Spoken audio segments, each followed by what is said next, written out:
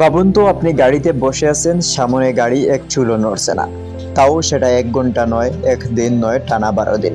এমনও কি সম্ভব? হ্যাঁ, এমনটাই হয়েছিল ইতিহাসের সবচেয়ে ভয়াবহ যানজট চীনের রাস্তায়।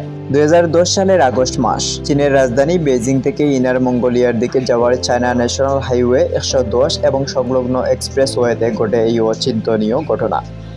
প্রায় 100 কিলোমিটার জুড়ে দাঁড়িয়ে থাকে হাজার হাজার ট্রাক, প্রাইভেট কার, বাস, লরি। চলাচল তো দূরের কথা, মানুষ দিনে গড়ে মাত্র 1 কিলোমিটার পথও অগ্রসর হতে পারত না। এই অদ্ভুত যানজটের পিছনে ছিল একাধিক কারণ। প্রথমত, ইনার মঙ্গোলিয়া থেকে কয়লা বহনকারী বিশাল সংখ্যক মালবাহী ট্রাক বেজিং এর দিকে চলছিল।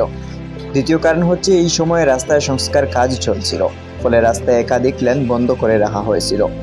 তৃতীয় কারণ হচ্ছে ট্রাকগুলো ছিল ওভারলোডেড এবং চালকরা প্রায়ই ট্রাফিক নিয়ম অমান্য করেছিলেন।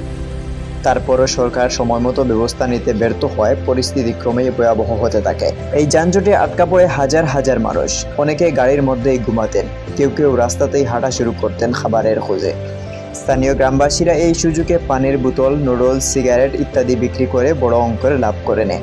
এক বোতল পানি বিক্রি হতো 15 থেকে 20 ইউয়ানে, যা সাধারণ দামের অনেক গুণ বেশি। এই ভয়ানক ট্রাফিক জ্যাম অবশেষে 12 দিন পর কিছুটা স্বাভাবিক হয়। সরকার রাস্তা পরিষ্কার করে, বিকল্প রুট চালু করে এবং কিছু ট্রাক সরিয়ে নেয়। কিন্তু চীনের ইতিহাসে নয়, বিশ্ব ইতিহাসে এই যানজট হয়ে ওঠে সবচেয়ে দীর্ঘ সময় ধরে চলা এক সবচেয়ে ভয়ঙ্কর ও বড় ট্রাফিক জ্যাম।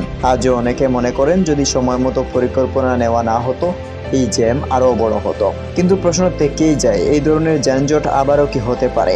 আমাদের শহরগুলো কি প্রস্তুত এমন পরিস্থিতি সামাল দিতে? আপনার মতামত কমেন্টে লিখুন। আর যদি ভিডিওটি ভালো লাগে থাকে, শেয়ার করে আপনার বন্ধুদের দেখার সুযোগ করে দিতে পারেন।